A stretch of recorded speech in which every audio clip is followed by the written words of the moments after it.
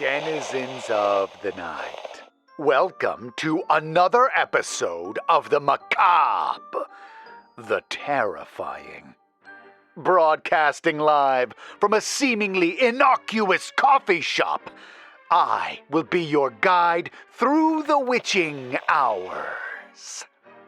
Tonight, we'll check in on how one woman is trying to better herself in the new year. January is the month for reflection and course corrections. And while she didn't make a formal resolution, tonight's leading lady has decided to try and become more extroverted, to get out a little and socialize.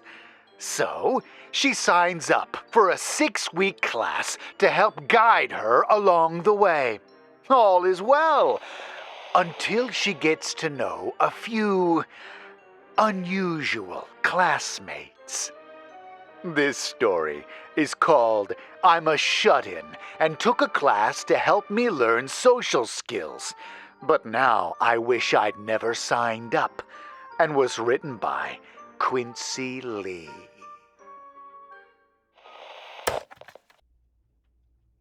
Do you avoid errands because you might bump into someone you know? Does the phone ringing make you break out in a panicky sweat? The School for Shut-Ins can help. Transform from shy, socially inept loner to life of the party.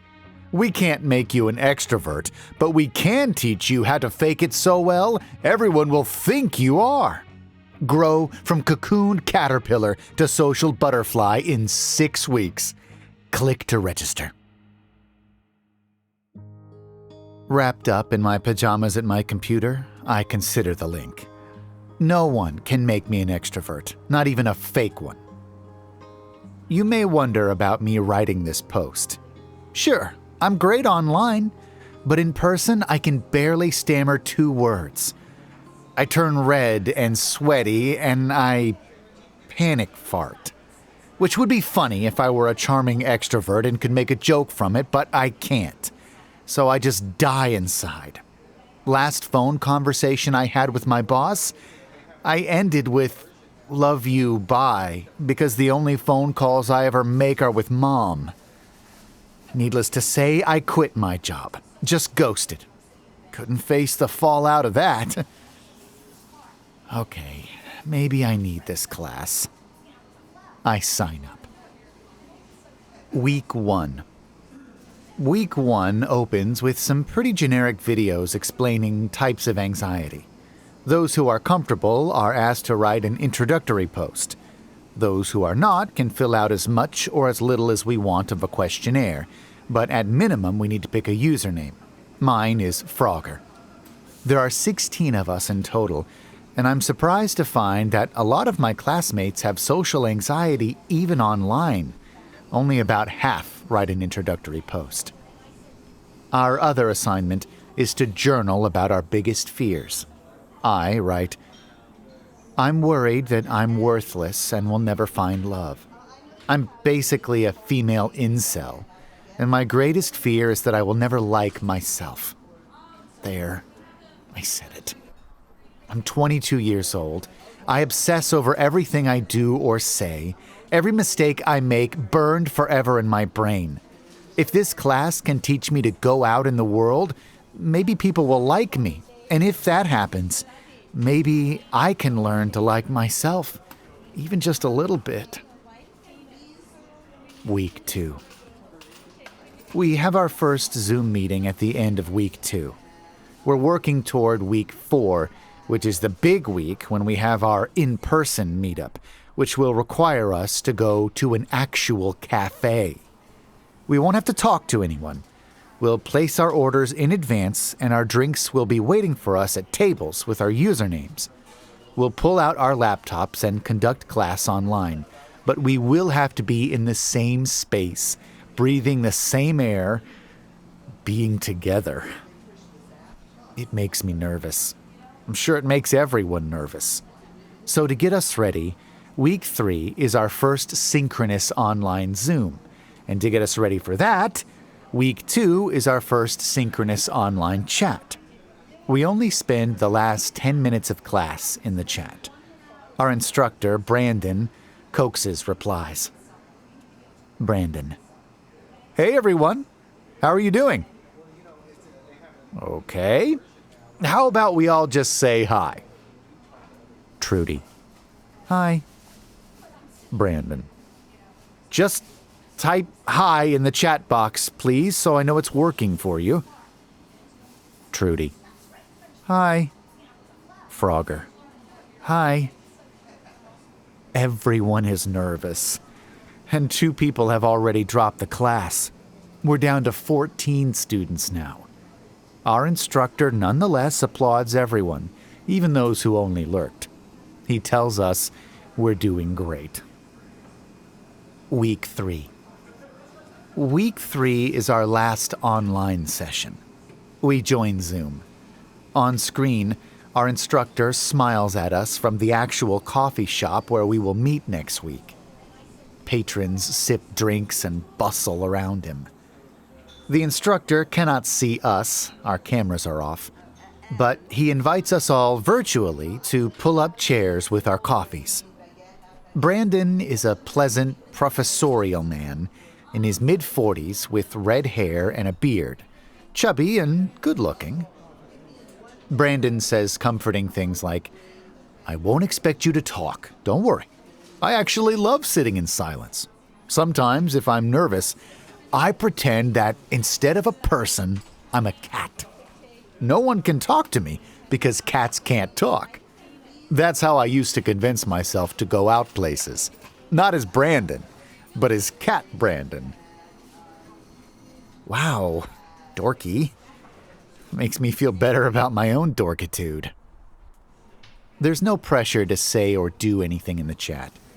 After an hour, Brandon finally says the next week will be just like this, but we'll be in person. And remember, next week, we're all cat people. We won't have to talk. We actually can't talk. It's not allowed. So don't be scared. But if you are, that's okay. You can be a scared cat at your keyboard, just like today, and that's fine. Okay, Brandon. I think I can do the meetup. I'm ready for next week. Some people clearly aren't, though. We're down to only 12 students. Week 4. The coffee shop is exactly like it looked on Zoom. I find my seat with my name tag, which also has a cat version of me. We had to make these as homework and send them in. I also can see everyone else's cat versions. One person has a zombie cat, and another a cutesy anime cat. And of course, there are house cats and meme cats. I sit down and take my hot cocoa and open my laptop and join the chat. Our instructor, Brandon, sits at a table nearby. He definitely saw me come in, but he doesn't look up, doesn't turn around, doesn't even make eye contact. He also has his cat picture up, a fluffy ginger tabby. Cat Brandon. He can't talk either, per the rules. Okay. Just a bunch of weirdos with coffee and cat pictures sitting around doing nothing.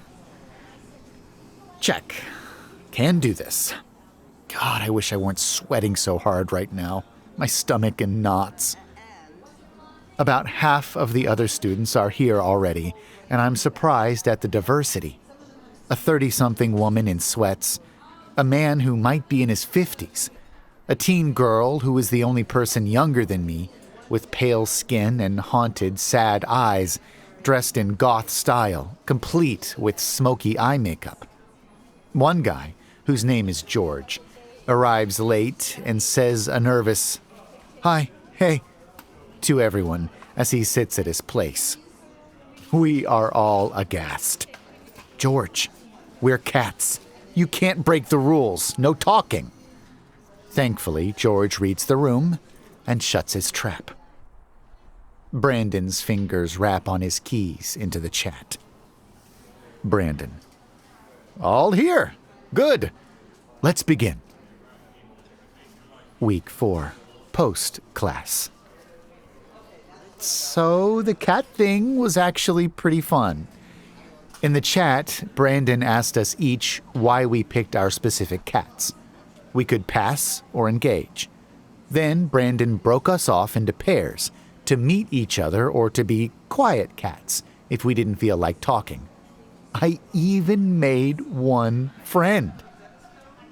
Goth Girl, that's her username, but I call her Gigi, is the first person I was paired with. She's closer to my age, so I think I was sort of drawn to her to begin with. She's kind of cute and... Okay, let's be real. I'm never going to approach a cute girl IRL, but like, from my keyboard... I asked her about her cat pic, which is this super creepy, scary monster thing that honestly does not look like a cat at all. And she was nervous to share, so told me to go first. Frogger. Okay.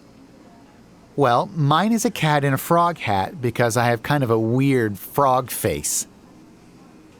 Gigi snuck a peek at me from across the table, then quickly looked down again and typed, I don't think you look like a frog. Well, maybe a little. It's okay, I totally do and know it. Hey, you know why frogs are so happy being frogs? They eat whatever bugs them. I got that from a joke book. So, what's with your cat from your worst nightmares that clearly is not a cat?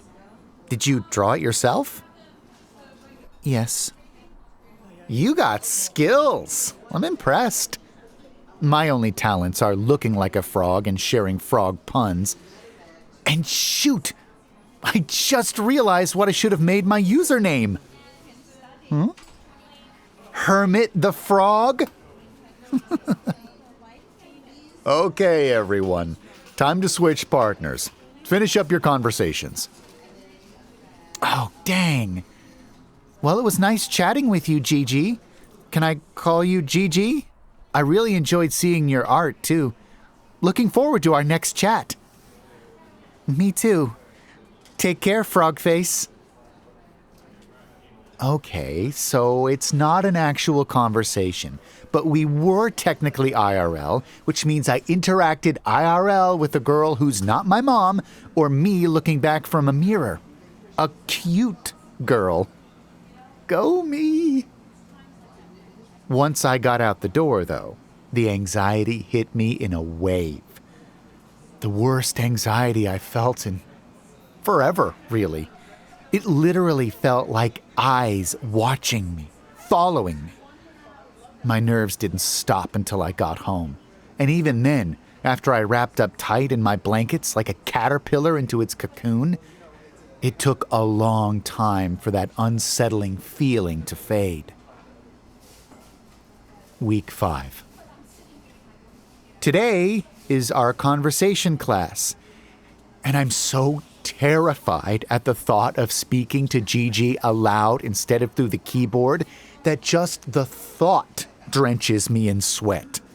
Upper lip sweat, armpit sweat, underboob sweat. Oh God, I can never meet her.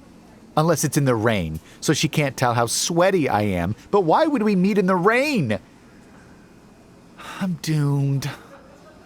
Maybe I'll make a joke about my exceptional sweat glands and how frogs are moist. No, don't use the word moist. Do I want to chase her away forever? Oh, why? Why am I so bad at life? I pull everything out of my closet looking for the right outfit. Something that will magically make me cute. I settle on a green hoodie with frog eyes on top of the hood, and the front of the hood zips closed over my face like a frog mouth, which will allow me to hide when I inevitably embarrass myself in front of the whole world. Perfect. It's as I'm on my way to class, the anxiety kicks in so hard that once again I feel eyes on me staring. But whenever I whirl around, there's no one. It's just nerves. At the coffee shop, I find a new double-sided name tag. One side reads Frogger, the other shows my cat picture. Brandon tells us cat side up means quiet, name side up means talking. He encourages us to start with our names and only turn into cats if we need a break. About half the class start as cats anyway. We are down to only 8 students.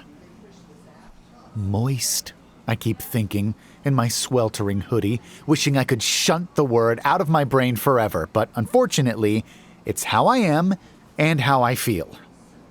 Moist, moist, moist. Kill me. I almost sigh in relief when I'm not paired with Gigi, even though I'm desperate to look into her beautiful, sad eyes and joke, "Look, we're the princess and the frog, except the frog never turns hot." Instead, I'm paired up with some guy whose name tag reads Dark Lord. He's tall and hunched and has this, dark stare. Seems to be going for Kylo Ren vibes, but a lot nerdier and way less jacked. His cat picture is a low-res black cat with laser eyes. We've been given conversation cards to facilitate our interactions, but he only glares down at his cards, not making eye contact. Finally, he mumbles, "I'd watch out for her." "Huh?" I say. "Haven't you noticed?" Intense stare at cards. "She doesn't breathe." And even though I'm melting in my hoodie, suddenly I'm chilled. I try to sneak a glance over at Gigi.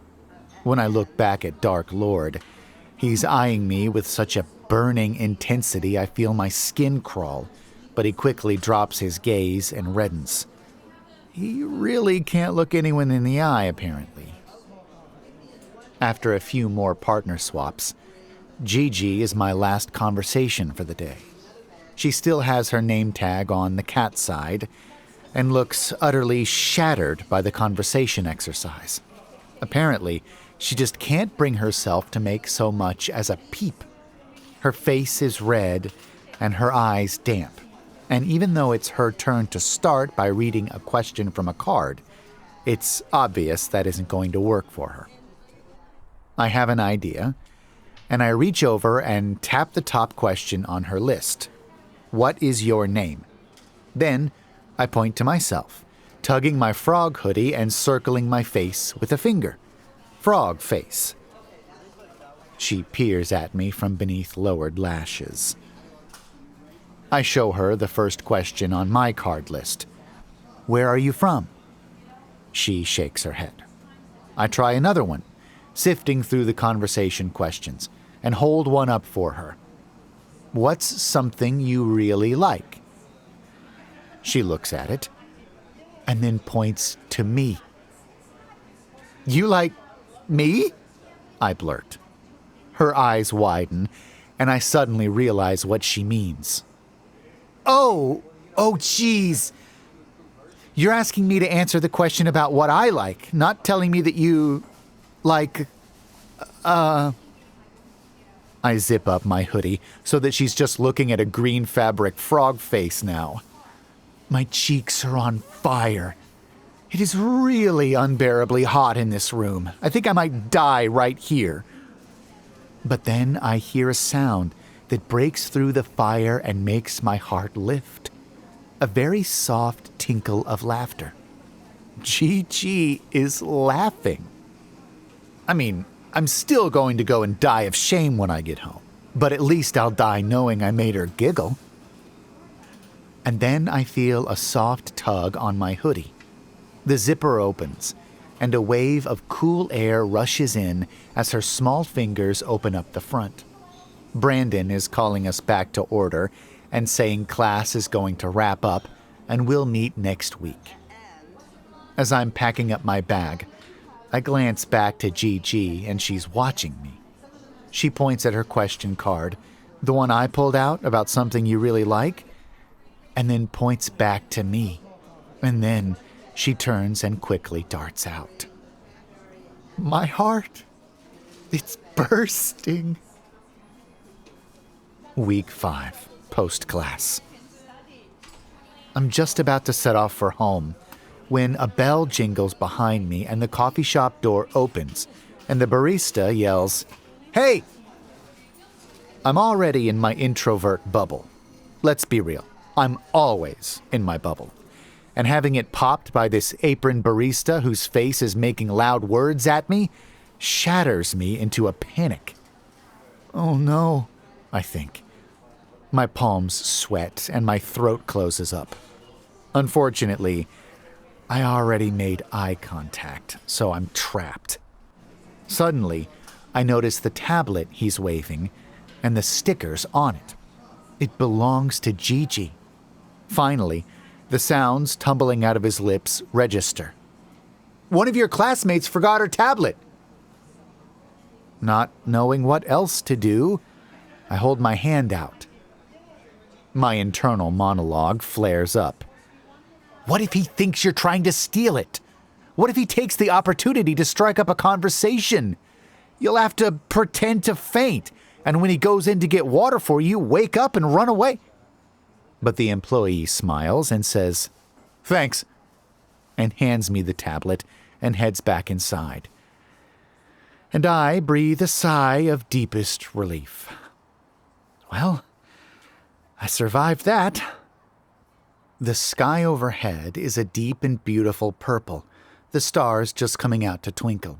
And as I recover myself, looking up the street for Gigi, it feels like they're shining just for me. I spot her tiny form retreating in the distance, and I follow her. For once, I don't have that feeling of eyes on me watching me. It must be because my nerves are finally settling. Am I becoming a better, braver Frogger? I fantasize about handing her tablet back to her, our hands touching. No! She will snatch her fingers away in disgust, and God, even my fantasies are a fail. I fantasize about smiling and tucking my sweaty hands back into my pockets after I hand her tablet to her and offering to walk her home.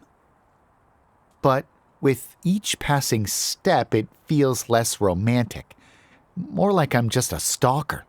If she'd only turn around for a second so I could wave. I should just go home, keep our interactions safely online, and I'm about to do just that when my phone pings. Dark Lord. Look. 2 pictures. I click the links and open 2 images that I stare at for several moments in confusion. The first is a class of 1993 yearbook photograph, the hairstyles and clothes outdated. The second is a senior photo from that same yearbook with the name Genevieve Grayson. Genevieve looks exactly like Gigi. Frogger. Whoa. Is that her mom? Dark Lord. Are you an idiot? It's her. His insistence on some girl from a 30-year-old yearbook being Gigi seems ridiculous. It has to be a relative. I mean, it looks exactly like her, but for that to be Gigi herself would be impossible. And yet, a shiver creeps along my spine because it's not just a resemblance. The girl in the yearbook photo looks, well, identical. Something isn't right here. Something isn't watched. I feel like I'm being watched. I glance around, and then I tuck the tablet into my bag. I've lost all trace of Gigi. I'll have to message her about the tablet later. But now as I turn and hurry home, I'm certain I hear footsteps behind me, certain that eyes are on me, following me, that something is drawing nearer and nearer. Meanwhile, my phone is pinging again and again. I risk a glance and see Dark Lord messaging me. Haven't you noticed how the class keeps shrinking? I got the class list from the teacher. Well, stole it. Anyway, people aren't dropping. They're disappearing. I found missing persons reports. I tried to tell Teach, but he thinks I'm a conspiracy theorist. So I looked myself. That girl you got the hots for? Frogger, on the class list, her name is Genevieve Grayson, same as that yearbook. Guess what I found out about Genevieve? Frogger? Are you still there? Shit, are you home? Are you safe? Frogger. Emailing you. I'm running now, the phone in my pocket. The shadows seem to be closing in around me. That feeling of being watched has intensified so much, I swear I can see eyes glinting out at me from the dark. The chill has penetrated to my bones. And as I run, in the thud of my footsteps, either there's an echo or thud-thup, thud-thup, thud-thup, or a second set of footsteps just under mine, hidden almost to be inaudible by the pounding reverberations. Someone running after me, almost at exactly my pace, but ever so slightly with each step catching up. Finally, my apartment building looms. Relief floods me, and I dash toward the bright glare of the exterior building lights. For a moment, I feel the presence of that icy chill like a wind raking my back, and then I'm inside, rushing up the stairs, bursting into my apartment and slamming the door shut, locking it. After several moments, I finally take out my phone in shaking hands. Frogger. I'm home. I think someone followed me. What were you going to tell me about Genevieve? There's no response, so I go to my desk and Google Genevieve Grayson. And as I sit there, staring at my screen, my blood runs cold. Because when I do find her yearbook photo, it's true. Genevieve Grayson looks just like Gigi, but according to Google, Genevieve has been dead for nearly 30 years. Week 6. I'm really freaked out, like so freaked out. The morning after I had that scare running home, I tried to contact Dark Lord, but he wasn't answering. The email he sent me the night before had attachments of missing persons reports. These matched the list he sent of our classmates' names and contact info that I guess he stole from the teacher. He was right about our classmates disappearing. But the worst news came later, after I was checking the local news. I started looking because I was searching for more missing persons reports, and there was a headline that caught my attention. Maimed body of slain man found outside apartment. The body of Javier Rodriguez, 27, was found disemboweled outside of his apartment late Monday night. Gazing at the image of the man in the newspaper photo, I felt my heart drop to my toes. Because it was Dark Lord, looking out at me with his trademark intense stare, and in his arms was a cat, the black cat with the laser eyes from his picture. Apparently, it was his actual pet cat. And somehow it's this little detail that makes it all seem so much more horrifically real. Should I call the police? Tell them that Javier was trying to warn me about something the night he died? Oh, God, I'd never be able to sit through an interrogation. I considered telling Brandon, but Javier already tried and got dismissed as a conspiracy theorist. By the time class rolls around, I've done nothing. Pathetic, I know. When I arrive at the coffee shop almost an hour early, the bell jingles above my head and the barista smiles in greeting. I duck my head. And then I see Brandon, his pleasant face brightening. Frogger, you're early. I haven't ordered drinks yet. Would you like to order your own? Or are you a quiet cat today? Can I talk to you? Sure. He comes over and sits at a corner table with me, leans in, and asks in his gently affirming way, "What's up?" Already, I'm sweating like mad in my frog hoodie. I lean in, and Brandon furrows his brow in that concerned way of his, and I blurt out, "Javier thinks we're all in danger, and now he's dead, and we have to call the police and ambush Genevieve because she doesn't breathe." Oh, he already looks like he doesn't believe me. My face is red, hot, and flushed.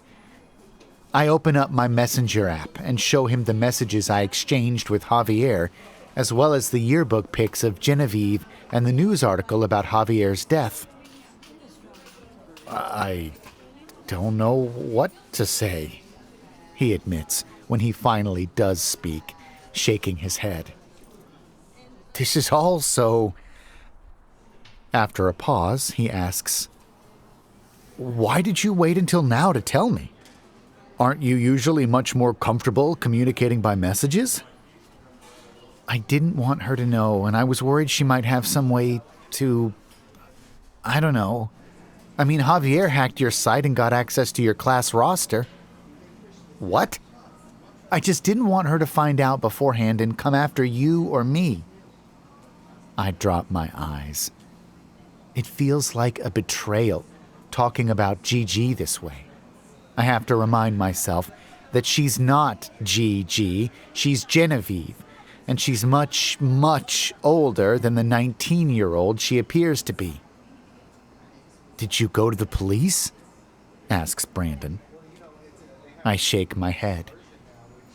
I'm pretty sure they'll go through his emails and messages to try to find his killer. I can't really add anything. What I don't say is that I could barely blurt out the truth to Brandon, let alone officers in an interrogation room. I'd probably just look guilty, and they'd wonder if I had something to do with it, and then arrest me for murder, and I'd be too terrified to open my mouth to defend myself. And while my mind is tunneling ever deeper down this rabbit hole, Brandon is talking again. "I'll message everyone that class is postponed until further notice. Meantime, you go straight home and message me that you got home safe. Actually," he rubs his chin, "I'd better walk you.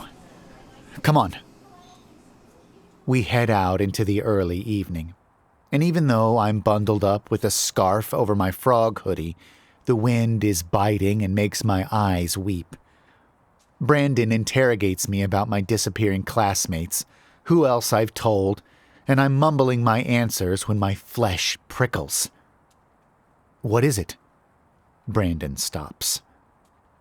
"Eyes?" I whisper. "Someone's watching us." He looks all around. "You must be imagining it. There's no one out here." When I insist that someone is watching us, he considers for a moment, and then tugs my wrist and pulls me into a trot, saying we'll take a shortcut. We move quickly, ducking into an alley. I still hear the echo of footsteps, feel the weight of eyes. But then the feeling vanishes as we turn a corner. Brandon takes us further away from the street, deeper into the back alley between buildings, and finally stops by the dumpster at the rear of what seems to be a warehouse. "Still feel eyes?" he asks. I shake my head. "That's good," Brandon says, in his mellow, reassuring voice. "I wouldn't want anyone to see what happens next." "Huh?" His words register too late. And then I'm on the ground, struggling for air because he has me pinned. He smiles, and his teeth are long, sharp, and there are too many of them to fit in his mouth. He lifts a hand to wipe away the saliva that dribbles down his chin, and his eyes have a feral glow. "Javier got too close," he remarks. "I had to get rid of him. Didn't realize he showed all his findings to you." The thing about shut-ins, though, that makes you such wonderful pickings is that you never go to anyone for help. Every time, every class. If there's anyone suspicious, and usually there isn't, but if there is, you always come to me. A shame, Frogger. You made real progress. I'd be proud of you if you didn't smell so delicious. His teeth have gotten too long for his mouth, and warm, wet droplets fall onto my face.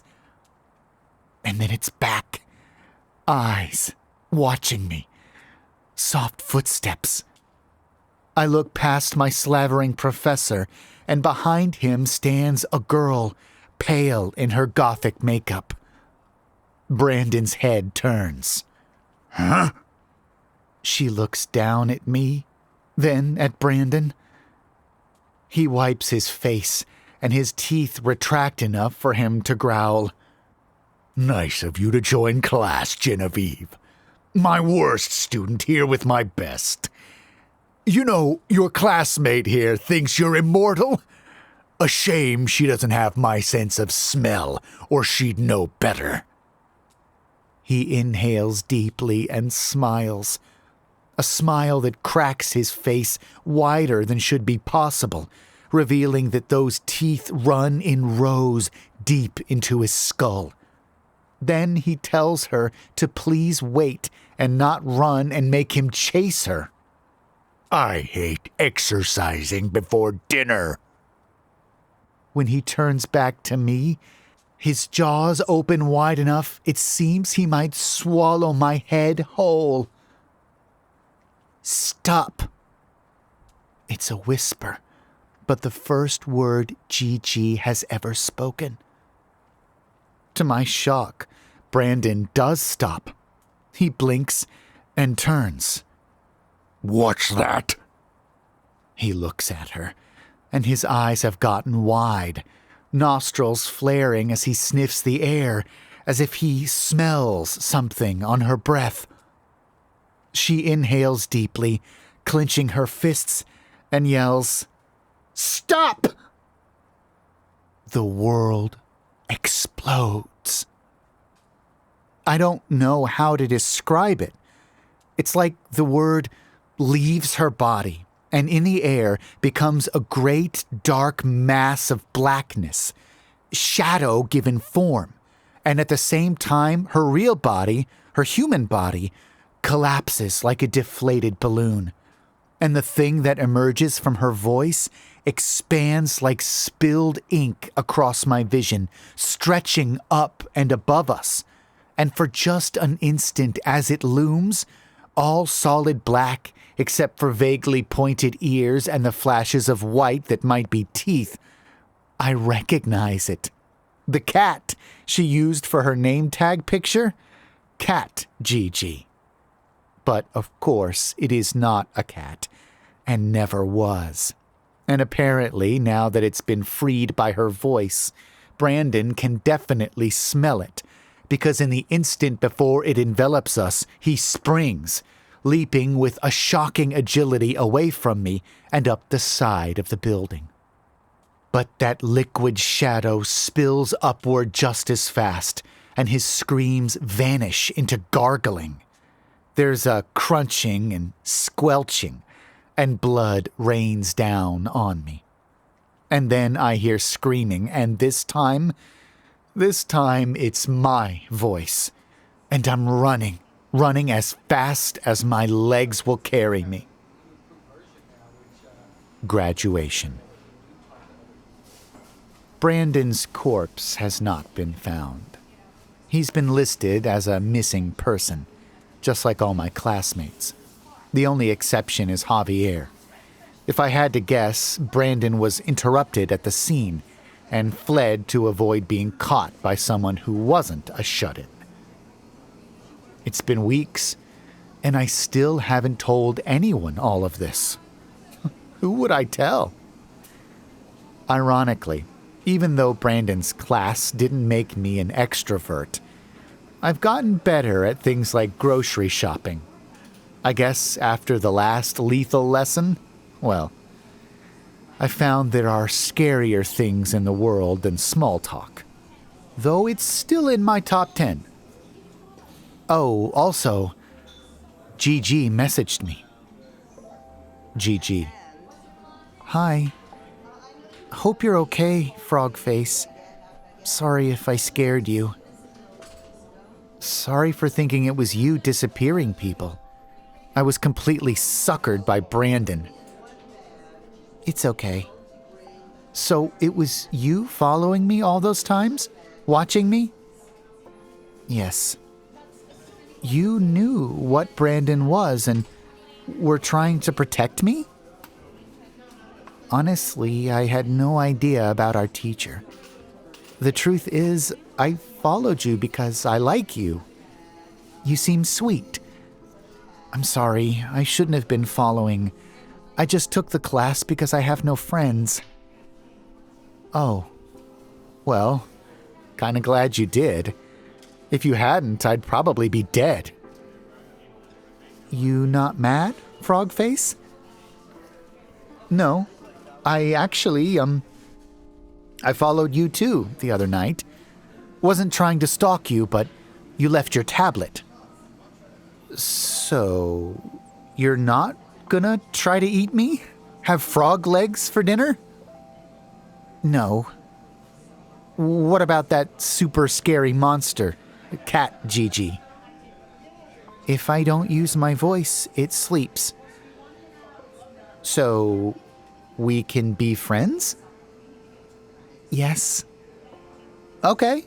Well, I have to give your tablet back, so how about we meet next week? Like we do in class. I'll order your drink for you so you don't have to talk. We can call it our graduation. Yes, please. We'll have a hopping good time. Shut up. She thinks my jokes are cute. So, my new friend might be a monster, and she did just eat our teacher. But you know what? I'm cool with that.